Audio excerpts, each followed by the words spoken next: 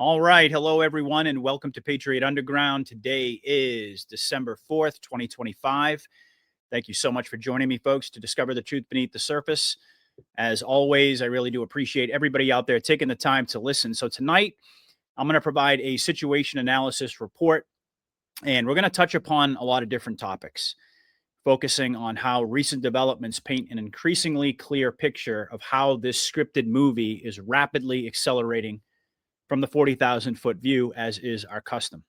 So, as we get closer to the end of 2025 and brace ourselves for times to get even more chaotic on the surface, we can clearly recognize that the White Hats are gearing up for major exposure in 2026.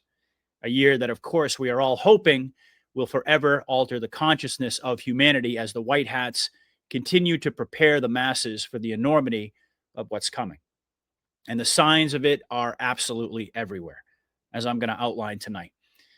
We're going to examine the undeniable progress being made beneath the surface to highlight the consensus that continues to build around core issues, keeping in mind the ultimate objectives of this operation.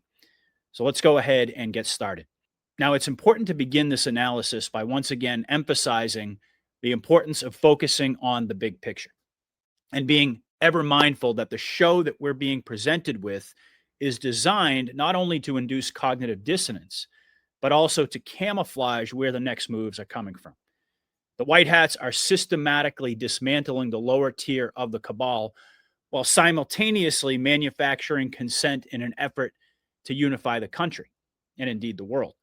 So we're still very much in the midst of an ongoing exposure operation. And the drama continues to mount on virtually every front of the information war as the process of deconstructing the matrix plays out in real time. But it's more important than ever to be mindful of the fact that everything, and I do mean everything, is connected. And there are multiple examples of that central truth being dramatized as the White Hats continue to weave together all of the various different threads to expose the cabal's tapestry of evil, most recently with what we're seeing play out in Venezuela.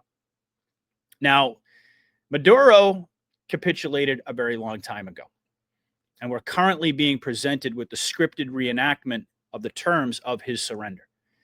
It's certainly possible that he was working with the White Hats all along. Of course, we all recall Q Drop 140, where we were asked rhetorically, what if China, Russia, and others are coordinating with POTUS to eliminate the New World Order?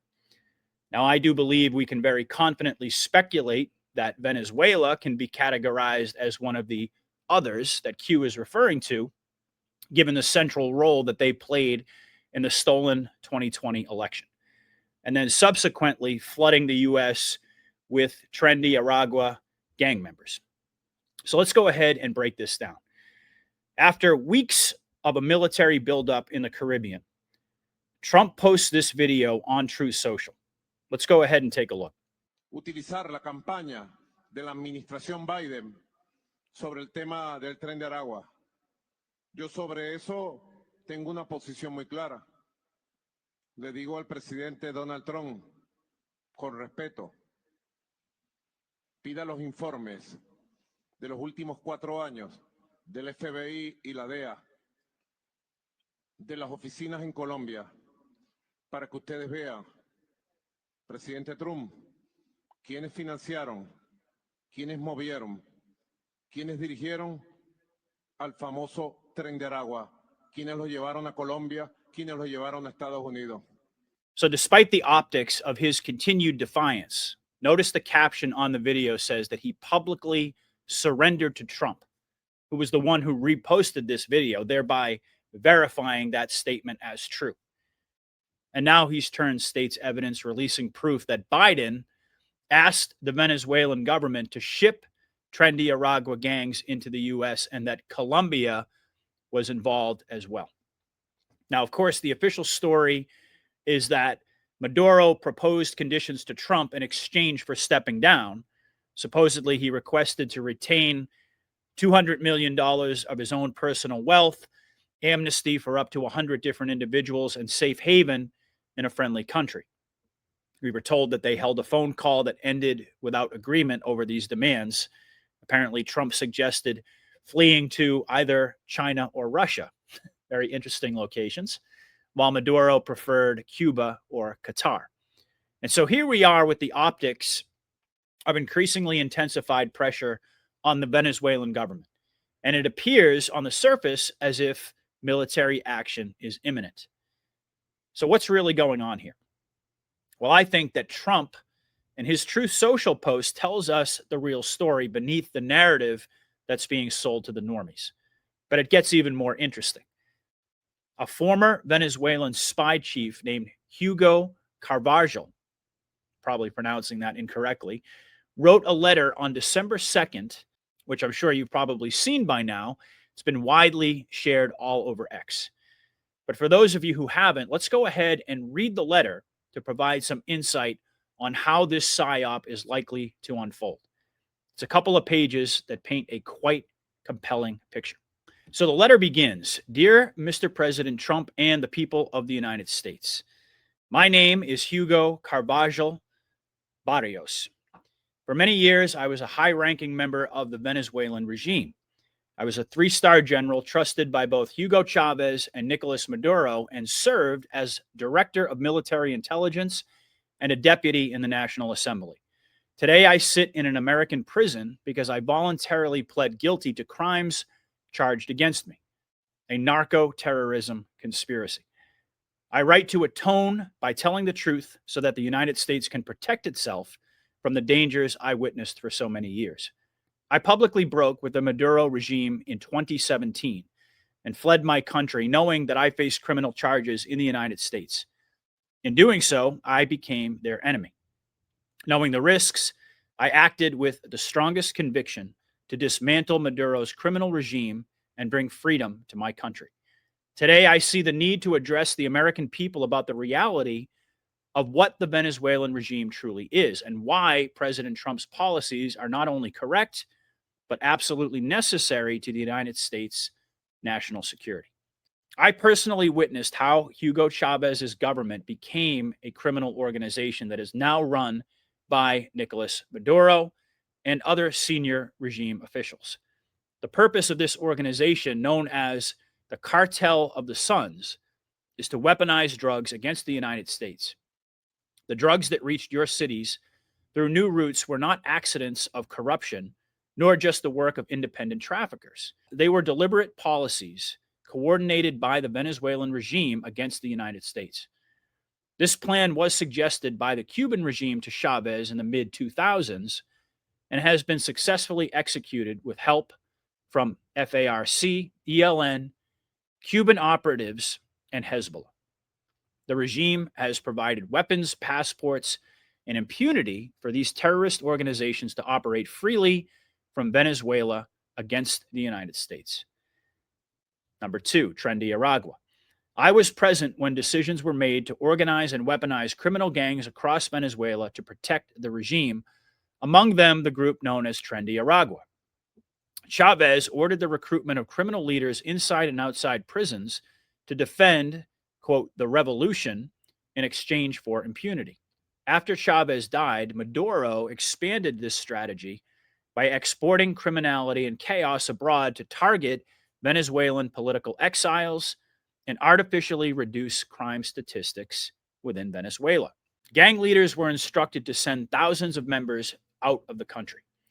This was coordinated through the Ministry of Interior, the Ministry of Prisons, the National Guard, and the National Police Force. Trendy Aragua became the most effective and fastest growing. When the Biden-Harris open border policy became widely known, they seized the opportunity to send these operatives into the U.S. They now have obedient armed personnel on American soil. To finance their operations, they were explicitly instructed to continue kidnapping, extorting, and killing. Every crime they commit on your soil is an act ordered by the regime. Number 3, counterintelligence and espionage against the United States. I was present when Russian intelligence came to Caracas to propose to Hugo Chavez the tapping of submarine internet cables that connect most of South America and the Caribbean islands to the United States for the purpose of penetrating United States government communications.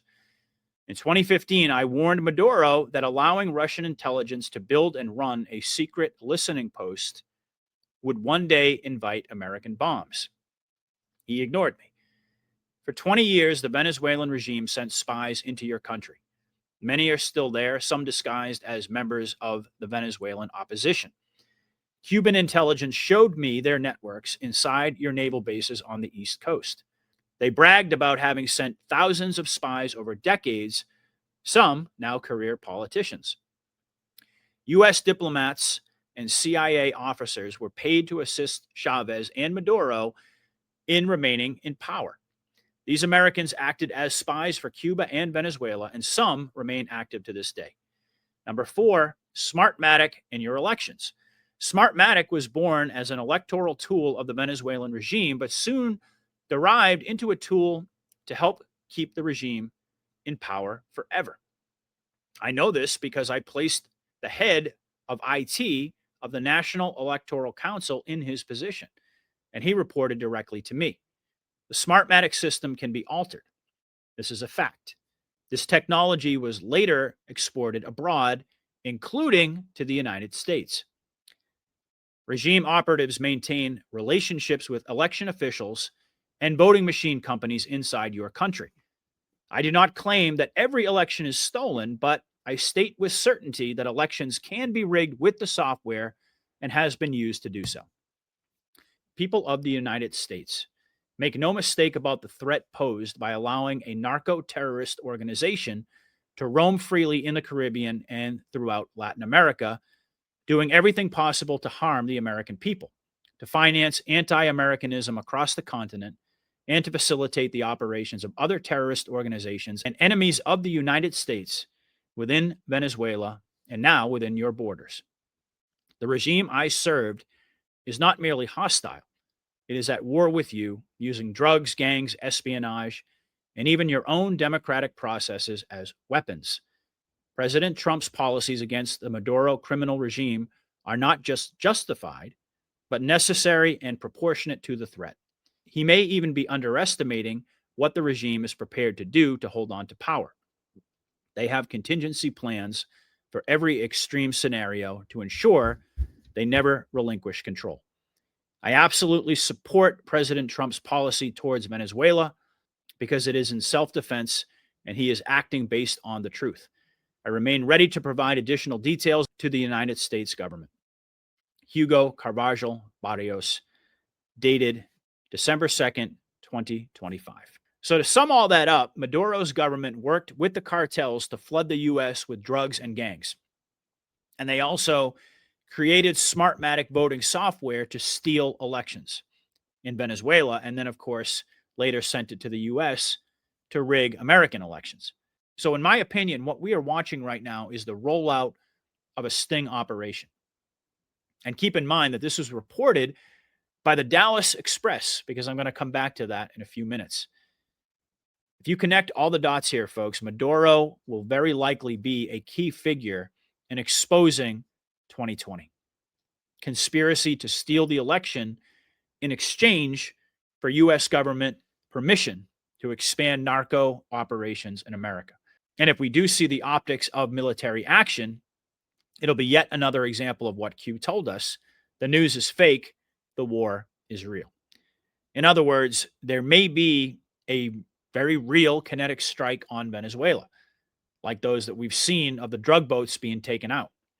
But the objective will not be to remove Maduro from power. That's already been done. As I mentioned, he capitulated a long time ago.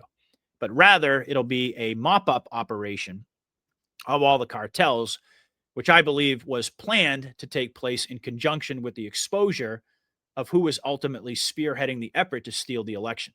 You'll recall that Sidney Powell and others were screaming about this 5 years ago. Remember this clip? I can hardly wait to put forth all the evidence we have collected on Dominion, starting with the fact it was created to produce altered voting results in Venezuela for Hugo Chavez, and then shipped internationally to manipulate votes for purchase in other countries, including this one, It was funded by money from Venezuela and Cuba, and China has a role in it also. We have staggering statistical evidence. We have staggering testimony from witnesses, including one who was personally in briefings when all of this was discussed and planned, beginning with Hugo Chavez and how it was designed there, and then saw it happening in this country. As soon as the state shut down on election night and stopped counting, those are the states where the most egregious problems occurred.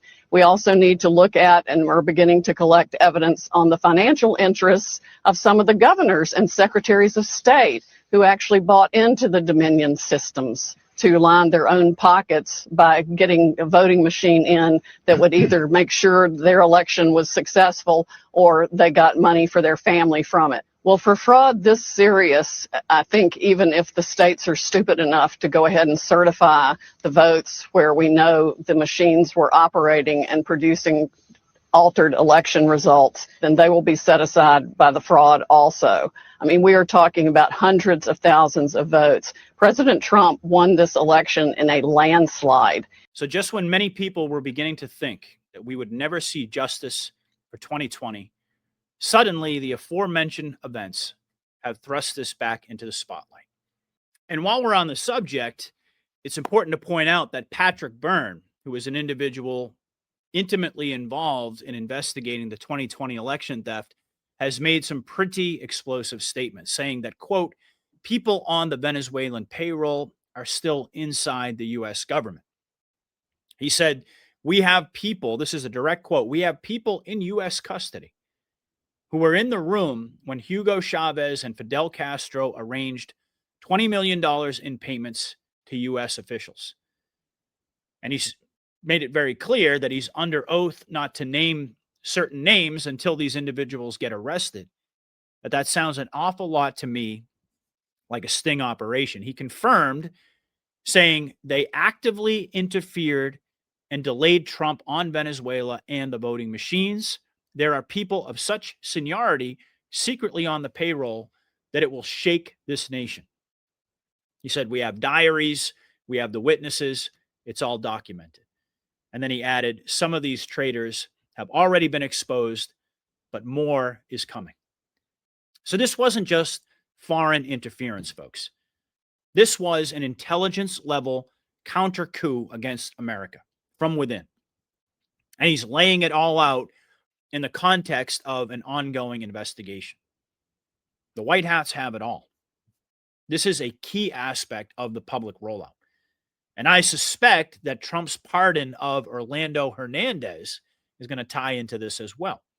Much like Maduro turning state's evidence, I anticipate that the former president of Honduras will also play an important role in exposing drug running quarterbacked by the CIA.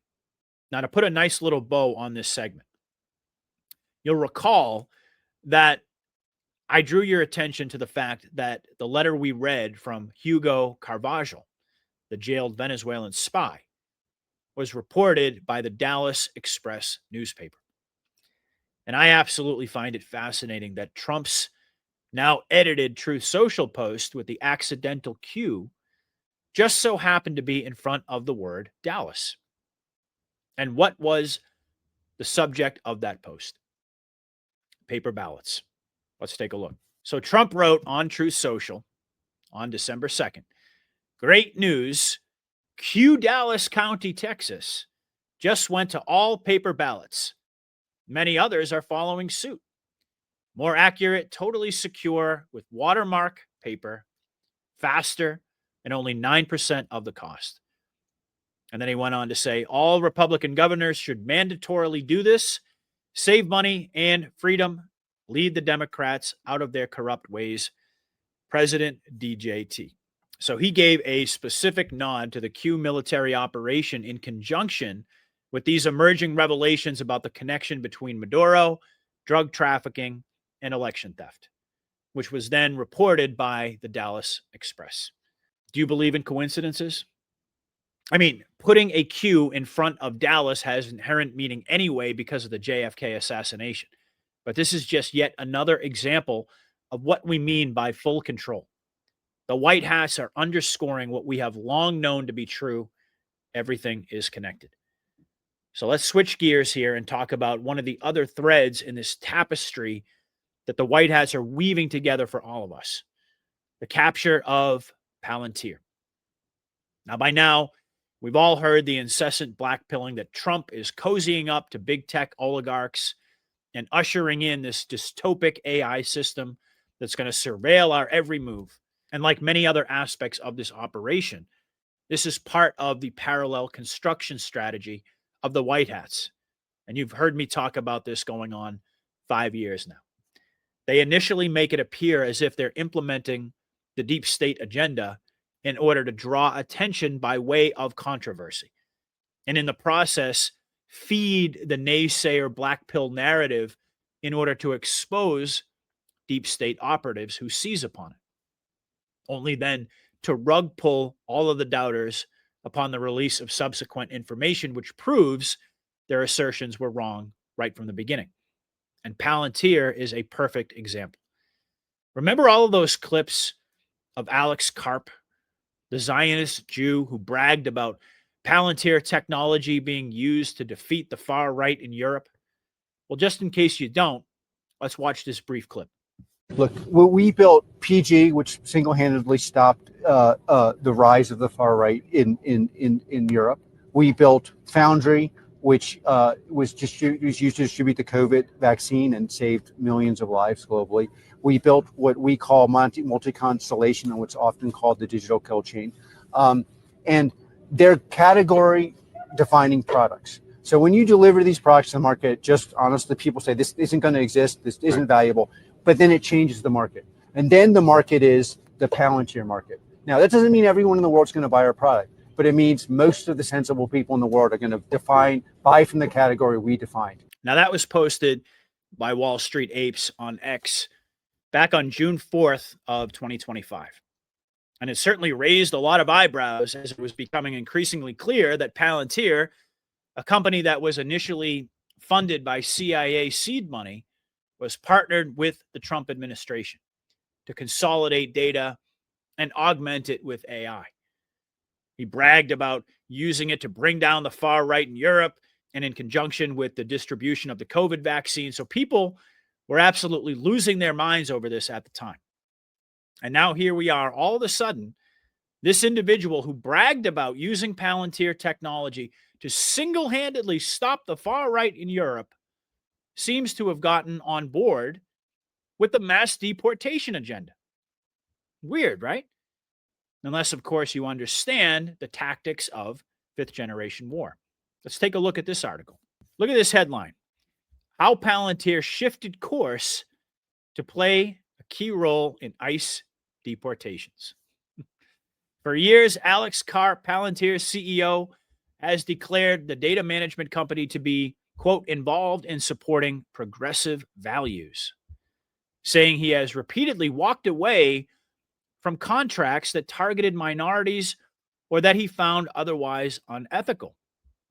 Even as Palantir took on extensive data management contracts for the federal government, the company said it was not willing to allow its powerful tools to broadly track immigrants across America. That commitment no longer holds. Palantir's software is helping U.S. Immigration and Customs Enforcement track undocumented immigrants and deport them faster, according to federal procurement files and interviews with people who have knowledge of the project and who spoke on condition of anonymity to discuss sensitive details. The software, Immigration OS, plays a key role in supporting the administration's mass deportation campaign, which President Donald Trump has stepped up in recent days with such measures as pausing immigration applications from nationals of 19 countries. Those would be third world countries. Karp, a formerly outspoken Democrat who a decade ago said he respected nothing about Trump and that a deportation drive made, quote, no sense, has staunchly defended the president's immigration policies in his second term. Declaring Palantir to be completely anti-woke, he has repeatedly praised Trump's ongoing crackdown on immigrants, thrusting the company into one of the country's most contentious issues. You got to love it, folks. Palantir is being leveraged by Trump. Why? Because the company is under military control. No doubt the AI is being used in a multitude of different ways to benefit the Q operation. And of course, this ties directly into the role of the NSA. Last week, Mike King and I pointed out that when Q said we have it all in multiple different drops, it was a direct reference to the National Security Agency, which is the central node of military intelligence that essentially captures enormous swaths of data. And as he explained, the NSA was established as an offshoot of the Army Signal Corps, which we recently referenced in the context of the Venona intercepts, which began during World War II. In essence, military patriots have been gathering data on the enemy for decades, but in addition to the obstacle of introducing collected evidence legally, there's also the fundamental problem of interpreting the data and transforming it into actionable intelligence. And that's where Palantir comes in. Now, for the benefit of those who aren't aware of what Palantir offers, let me take a moment to provide the basics. So most big organizations, governments, armies, banks, airlines, oil companies, and of course the NSA have a huge problem. They collect insane amounts of data from literally thousands of different places: emails, spreadsheets, databases, sensory data, satellite photos, financial records, security cameras, shipping logs, employee records, social media, intelligence reports, on and on. And all of this data lives in separate silos, basically different systems that don't communicate with each other. So even though they're sitting on a gold mine of information, nobody can actually see the full picture or answer questions simply. And Palantir software solves exactly that problem. It acts like a data operating system for the entire organization. It ingests everything. It can pull data from literally thousands of different places: old databases, modern cloud systems, classified government networks, Excel files, PDFs, even paper scans, and bring it all into one place without forcing the organization to throw away their old systems. So the technology essentially does four things. It understands what the data means. It connects the dots automatically, figuring out how things are related. And additionally, it lets people ask questions in plain English. Instead of writing complicated code or waiting weeks for an analyst, you can just type or say, for example, show me all the ships that turned off their tracking signal near this area in the last month. Or which factories are going to run out of parts this week. So the software finds the answer and shows it on maps, charts, timelines, etc.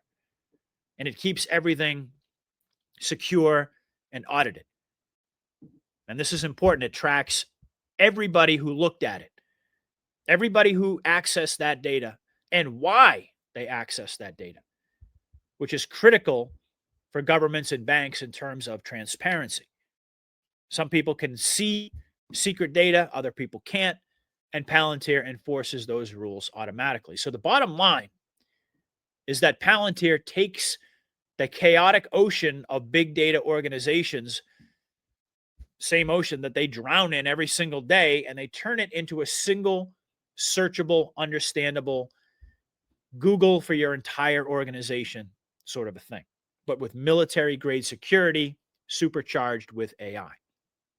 And as the article that we just referenced reveals, the White Hats are using it to track down illegals to streamline the deportation process, which both Trump and Tom Homan have recently announced is set to ramp up aggressively in early 2026. The point being, folks, is that every entity in a position of power at this point in time is under military control, especially Palantir, which, like any tool in the wrong hands, represents an existential threat to we the people, which is why capturing that technology that was intended to assist in the rollout of the New World Order has been a top priority since day one of this operation. And most of the hostile takeovers took place during the height of COVID when the masses were distracted. This is the quintessential tenet of the art of war. Make a sound in the East, then strike in the West. This is how fifth generation warfare is conducted.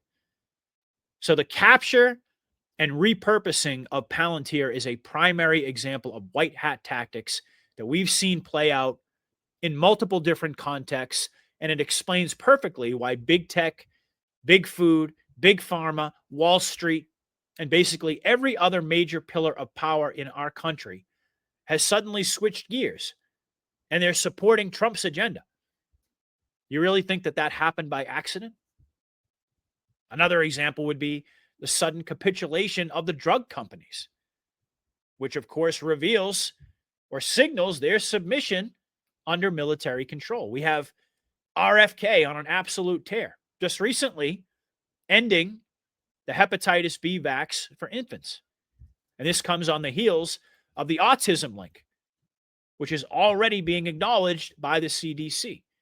We also have FDA memos that have emerged proving that the COVID vax has killed kids. And this is just the beginning, folks. We are just now experiencing the tip of the iceberg. And it's only going to get more intense from here on out. And of course, we also had Albert Bourla, the CEO of Pfizer, show up in the Oval Office, what was it, like a month or two ago, to kiss the ring. And of course, it was announced that Pfizer committed to investing $70 billion in US-based research, development, and domestic manufacturing facilities over the next few years. And that includes expanding production to bring more drug manufacturing back into the United States. And in exchange, of course, this is all just optics, Pfizer received a 3-year exemption from tariffs. And they agreed to lower prescription drug prices for Medicaid patients, matching rates in other developed countries. And in addition to that, offered discounts averaging 50% through a new government portal called TrumpRx.gov, which launches next year. And then, of course, there was the news that insurance companies are lifting prior authorization requirements, and in the process are essentially volunteering to reduce their profits to the tune of billions of dollars.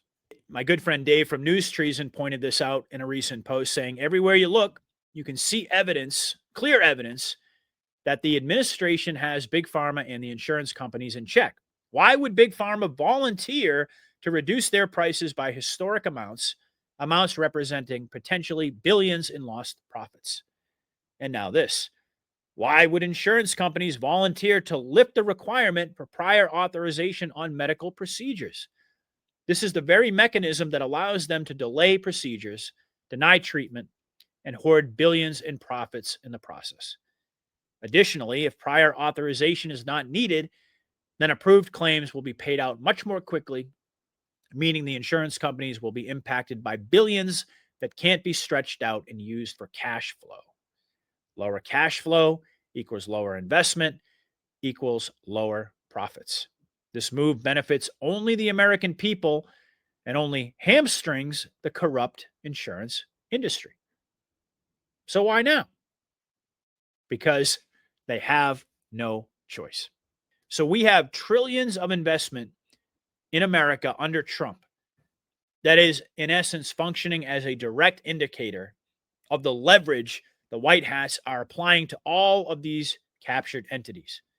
And this, ladies and gentlemen, is what we mean by full control. The winning is unmistakable if you are looking through the correct lens and not immersing yourself in the movie, thereby voluntarily signing on to join the target audience.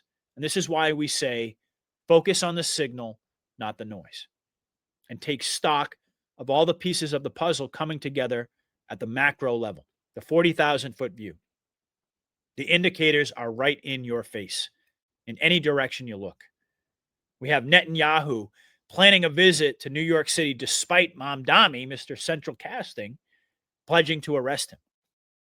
And as Stormy Joe, my friend, pointed out, this news comes as we approach the 6-year delta of Q drops 3716 and 3717 back on December 17th of 2019, which are identical drops for emphasis.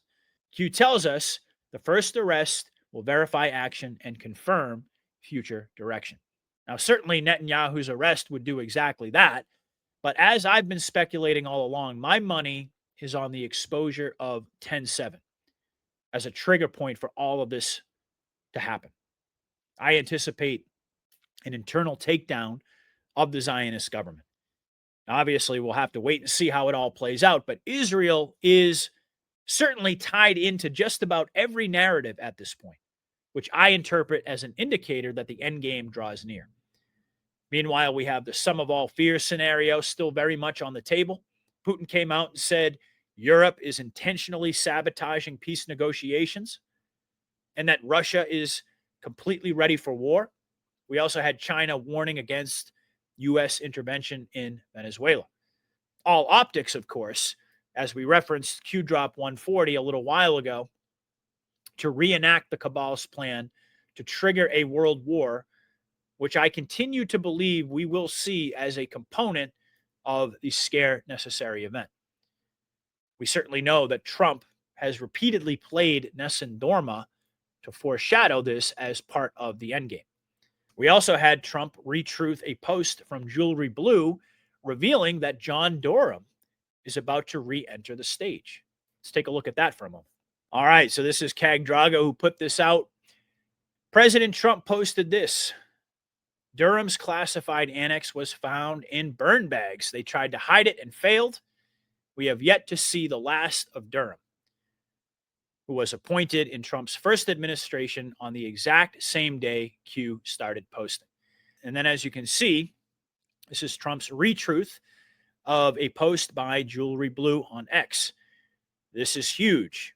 The classified annex from John Durham's final report was found in the burn bags, which likely reveals many of the government actors who instigated and corruptly spread the phony collusion narrative despite knowing it was totally untrue. We did not get John Durham's full report. They hid it to avoid criminal prosecution, and now we have it. So the burn bags keep popping up out of nowhere. How convenient. And who can forget the seditious sixth PSYOP, which is continuing to heat up. Listen to Alyssa Slotkin predicting Trump's next moves. So you hold onto it with everything you have. That seems to be Trump's approach right now. And from everything we've seen so far, the Caribbean strikes, the list of domestic terrorists, military and law enforcement deployments across our American streets, he seems to be laying the groundwork to stay in power. There are two ways this can happen, both straight out of the same authoritarian playbook. The first, a scenario in which Trump finds a pretext, invokes the Insurrection Act, and tries to impose martial law. Elections, therefore, could be canceled, or if they happen, he could surround polling places with military and federal law enforcement to intimidate voters. The second option is harder to track, but can still swing an election, labeling opposition groups, candidates, and elected officials as terrorists or criminals, and going after the infrastructure that allows for competitive elections. So there she is, seeding the narrative that he is going to invoke the Insurrection Act and impose martial law. Elections could be canceled. Election polling places could be surrounded with military and federal law enforcement to, quote, intimidate voters. And then she said he could also label politicians domestic terrorists and go after the infrastructure of elections. That would be the voting machines, voter ID, mail-in ballots, yet another connection to the scripted PSYOP playing out in Venezuela. And meanwhile, we also have Mark Kelly 2.0 in some deep shit over yet another storyline that's being reintroduced to the narrative, Signalgate. So this was posted yesterday by Amuse on X. Leak. Reports say Senator Mark Kelly leaked classified portions of the Pentagon IG's Signalgate findings while his party publicly attacked Hegseth. If true, his actions would constitute a violation of the Espionage Act. An internal Pentagon review determined that Pete Hegseth's March 2025 sharing of Yemen strike information over Signal violated departmental rules, but was not illegal due to his declassification authority.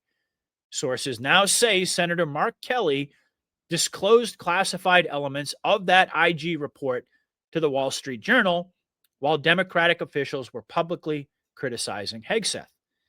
The report leak raises questions about the treatment of sensitive oversight documents and the boundary between political messaging and classified material.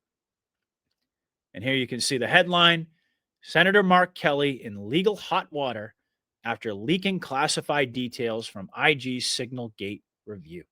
So not only is this PSYOP, which of course stems from the fake false flag shooting in DC the day before Thanksgiving, accelerating the deployment of the military and advancing the Overton window about the concepts of insurrection, sedition, and treason, it's now also serving to expose deep state criminality from the mouths of those who scream the loudest. Isn't it amazing to watch this plan come together? I mean, you really could not script it any better. Military precision. Trump recently posted, "We have all the cards." But as Q told us, timing is everything. So we all have to remain patient as this continues to play out. But indeed, it is.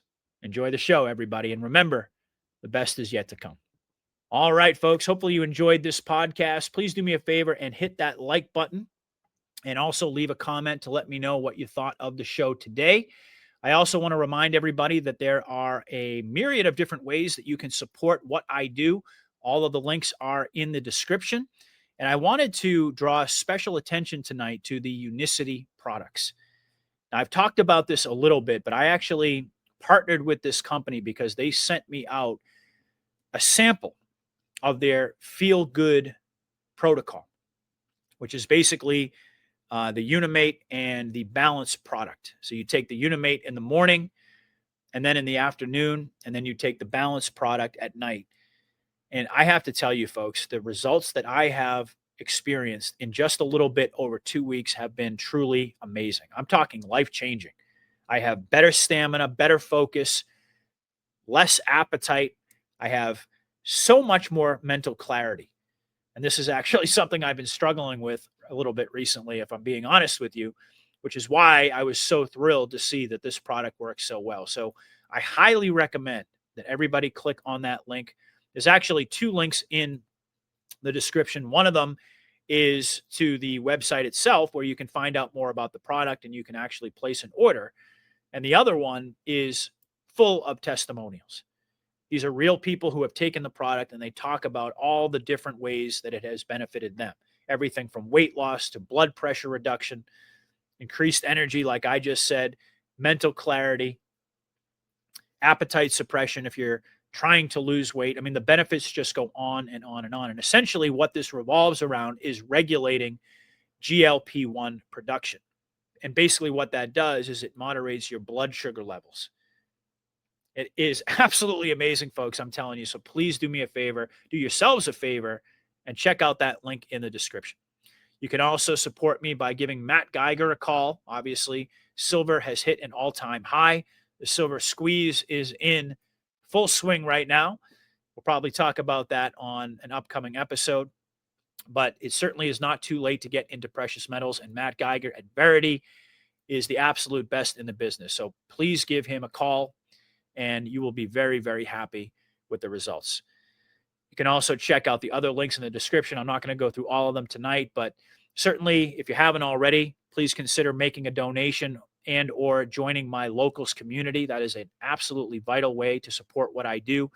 It's basically a monthly commitment of $5 or more, and it really helps me a lot as I continue to move slowly but surely toward my goal of being able to podcast for all of you folks full time.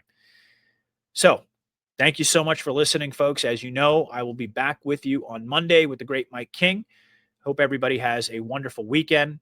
There is a possibility I might do a coffee chat if I have some time, so stay tuned for that. But if not, I will see you folks soon. God bless. Godspeed, everybody. Patriot out.